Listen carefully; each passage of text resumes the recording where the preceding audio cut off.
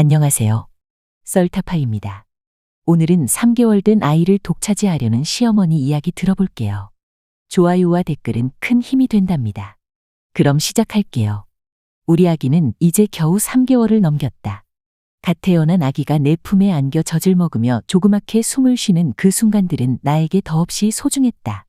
그때만큼은 세상의 모든 것이 잠시 멈춘 듯했고 나는 아기와 완벽하게 연결된 듯한 평온을 느꼈다. 그런데 이 평온은 오래가지 않았다. 아기가 눈을 뜨기도 전에 시어머니가 슬그머니 다가와 아기를 안아가곤 하셨다. 너는 젖만 먹여. 나머지는 내가 알아서 할 테니 가서 쉬어라. 그 말이 들릴 때마다 내 가슴 속에 알 수 없는 답답함이 쌓여갔다. 시어머니는 아기를 마치 본인이 엄마인 것처럼 대했다. 기저귀를 가는 것부터 재우는 것까지 내가 해야 할 모든 일을 그녀가 차지하려는 것 같았다. 처음엔 그저 도와주려는 마음이라고 생각했지만 시간이 지날수록 나는 엄마로서 내 역할을 빼앗기고 있다는 느낌을 지울 수 없었다. 매번 아기를 안아가며 애를 너무 품고 있으면 버릇 나빠진다. 라는 말을 할 때마다 그 말이 내 가슴에 깊은 상처로 남았다. 내 아기를 품에 안고 재우는 것이 엄마로서 너무나 당연한 일이라고 생각했는데 그조차도 누군가에게는 내가 잘못하고 있는 것처럼 보이는 걸까? 이 의문은 날마다 커져만 갔다. 특히 시어머니가 밤마다 아기를 데리고 가겠다고 할 때는 마음이 더욱 무거워졌다. 내가 재워줄 테니 너는 푹 자라. 그래야 아기도 잘 키울 수 있어. 그 말에 감사해야 한다는 걸 알았지만 나는 오히려 더 불안했다. 내가 아기를 재우지 못하는 밤이 점점 늘어가고 내 품에서 잠드는 아기의 모습을 점점 덜 보게 되는 현실이 너무나도 힘들었다. 아기가 밤중에 울 때 내가 직접 안아서 달래고 그 아이와 교감하는 그 짧은 순간마저도 이제는 시어머니가 차지하려는 것 같았다. 엄마인 내가 해야 할 일들을 시어머니가 맡아 하시는 것이 점점 더 나에게는 배려가 아닌 간섭으로 느껴졌다. 나와 아기만의 소중한 순간들을 시어머니가 하나둘씩 가져가면서 나는 점점 더 소외감을 느꼈다. 시어머니는 늘 너도 쉬어야 아기한테 더 잘해줄 수 있다. 라고 말하지만 그 쉬는 시간이 나에게는 결코 휴식으로 다가오지 않았다. 오히려 내가 엄마로서 아기에게 해줘야 할 것들을 다 하지 못하고 있다는 무력감만 남을 뿐이었다. 밤중에도 내 품에 아기가 없는 밤이 늘어가면서 나는 점점 초조해졌다. 아기가 내 품을 잊어버리면 어쩌나, 내가 아기에게 충분히 다가가지 못하면 어쩌나 하는 불안이 깊어졌다. 그러면서도 시어머니의 말을 거스를 수 없는 상황에 놓여 있다는 사실이 더욱 나를 옥죄었다. 하루하루 아기를 향한 내 애정과 의지가 시어머니의 배려 속에 묻혀 사라지는 것만 같았다. 시어머니의 돌봄은 하루 이틀로 끝나는 게 아니었다. 아침부터 저녁까지 그리고 밤에도 끊임없이 아기를 돌보려는 시어머니의 손길이 나를 점점 무력하게 만들었다. 그녀는 내가 아기를 품에 안을 시간조차 주지 않으려는 듯했다. 내가 잠시라도 아기와 교감하려 하면 시어머니는 어느새 다가와 아기를 가져갔다. 마치 내가 아기를 제대로 돌보지 못하는 사람처럼 취급받는 기분이 들었다. 아기는 내가 젖만 먹이면 돼. 시어머니는 늘 이렇게 말하며 나머지는 본인이 하겠다고 하셨다. 나는 애써 미소를 지으며 고개를 끄덕였지만 속으로는 차오르는 답답함을 참느라 애를 썼다.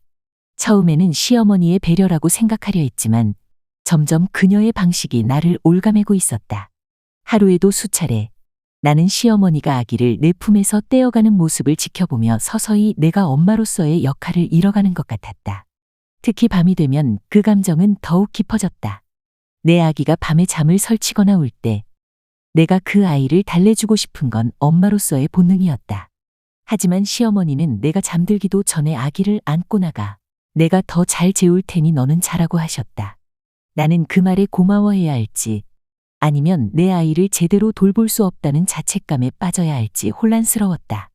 밤마다 아기가 시어머니 품에서 잠드는 것을 지켜보는 일은 내게 더 이상 참을 수 없는 일이 되어가고 있었다. 시어머니가 아기를 돌보는 동안 나는 벽에 기대어 가만히 앉아 있었다. 나의 존재가 점점 사라지는 것 같았다. 마치 내가 필요 없는 사람처럼 느껴졌다. 엄마로서 해야 할 일들은 모두 시어머니가 맡아 하셨고 나는 그저 그들을 지켜볼 뿐이었다. 아기를 직접 재우고 달래고 기저귀를 갈아주며 나만의 육아 방식을 찾고 싶었지만 시어머니는 늘 내가 다 해봤으니 넌 그냥 믿고 맡겨라 라고 말씀하셨다. 하지만 내가 엄마로서 할 수 있는 작은 일들조차 하나하나 빼앗기는 기분은 날 더 초조하게 만들었다. 그리고 그뿐만이 아니었다. 시어머니는 아기의 외모에 대해서도 끊임없이 말을 꺼내셨다. 아기는 아빠를 닮아서 예쁘다. 안 좋은 점은 엄마를 닮았네. 그녀의 말을 들을 때마다 내 가슴 속에서는 불편한 감정이 들끓었다. 모든 사람이 아기가 나를 닮았다고 말했지만 시어머니는 한사코 아기가 남편을 닮았다고 말씀하셨다. 우리 아들이랑 똑 닮았으니 당연히 예쁘지. 라는 말도 빼놓지 않으셨다. 그녀의 말 속에는 나를 향한 은근한 비난이 숨어 있었고 나는 그 말을 들을 때마다 마음 한구석이 아릿해졌다. 이 상황은 나를 더욱 작아지게 만들었다. 아기가 배고파서 울 때조차 시어머니는 시아버지가 아기 얼굴을 봐야 한다며 아기를 데리고 나가곤 했다. 배고픈 아기는 젖도 먹지 못한 채 자지러지게 울었고 그 모습을 지켜보는 나는 속이 타들어갔다.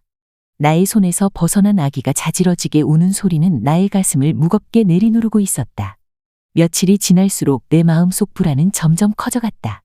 출근이 다가올수록 시어머니에게 아기를 맡기고 내가 회사로 돌아가야 한다는 현실이 나를 짓누르고 있었다. 나는 출근하게 되면 주말에만 아기를 볼 수 있었다.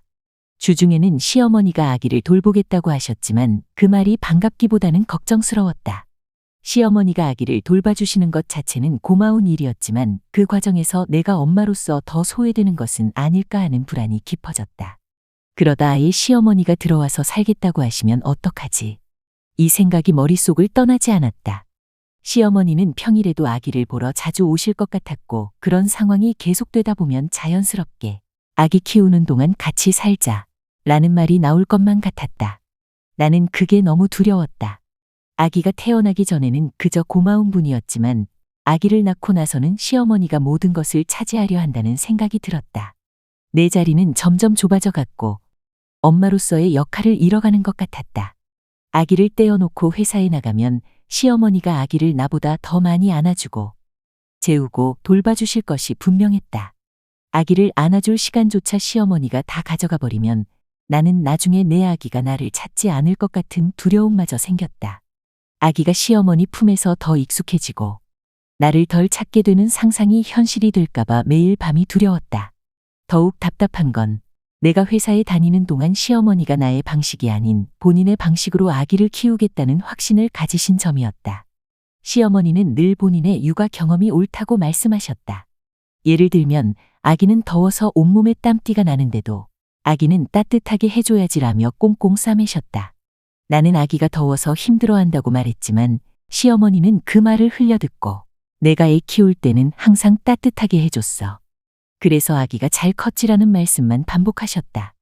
내가 엄마로서 아기를 위한 판단을 할 기회는 줄어들었고 시어머니의 고집에 점점 더 묻혀가고 있었다. 시어머니는 항상 이렇게 말씀하셨다. 내가 내 애만 키운 게 아니고 아들 둘 키워봤잖니. 이건 내가 더 잘 알아. 그 말을 들을 때마다 내 육아 방식을 무시당하고 있는 듯한 기분이 들었다. 나는 아기가 더워서 힘들어할 때마다 시어머니의 말을 따르지 않고 싶었지만 그렇다고 강하게 반대할 수도 없었다. 시어머니의 경험을 완전히 무시할 수 없다는 생각이 들었고 그게 나를 더더욱 무기력하게 만들었다. 가장 답답했던 순간은 아기가 배고파서 울 때였다. 그때조차 시어머니는 시아버지가 외출하기 전에 아기 얼굴을 봐야 한다며 아기를 데리고 나가셨다.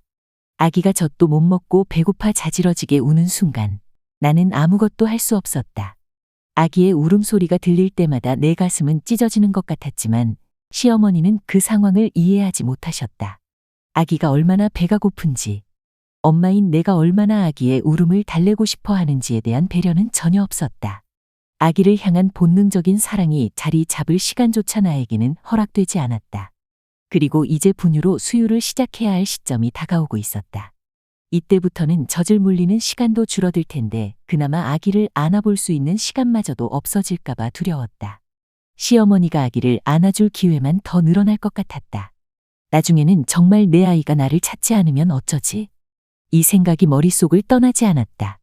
나는 아기를 빼앗기고 있다는 느낌에 빠져 엄마로서의 내 역할이 아예 사라지는 것이 아닐까 하는 생각에 사로잡혔다.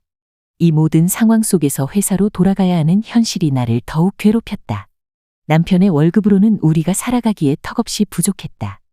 내 월급이 있어야 우리 세 식구가 겨우 생활할 수 있는 형편이었지만 이 상황이 나를 더욱 괴롭혔다.